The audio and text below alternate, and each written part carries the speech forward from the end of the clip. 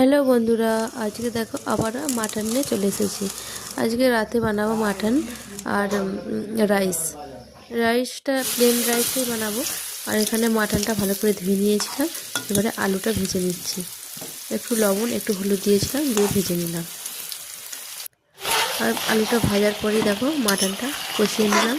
পেঁয়াজ, আদা, রসুন, টমেটো, জিরে গুঁড়ো, ধনে গুঁড়ো, যা মানে মাংসতে দেওয়া হয় মশলা, সেই সব মশলা দিয়ে মাটনটা কষিয়ে নিলাম। সুন্দর করে কষানো হয়ে গেছে। এবারে একটু ধনে পাতা দিয়ে দেবো।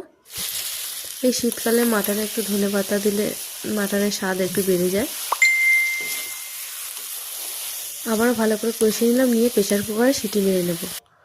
দেখো প্রেসার কুকারে 4টে সিটি মেরে নিয়েছিলাম, হয়ে গেছে। লাল লাল খাসির মাংসের ঝোল,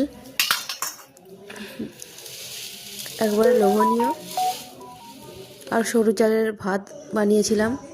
আর বাচ্চারা তো একটু মাংস ভাত হলে ব্যাস, ওদের তো যা আনন্দ। আর আমার বাচ্চারাও তাই আনন্দ করছে, খালি রান্নাটা কখন হবে ওরা কখন খাবে। আর দেখো রান্নাটা প্রায় হয়ে এসেছে, আর ওদেরকে খেতেও দিয়ে দিয়েছি।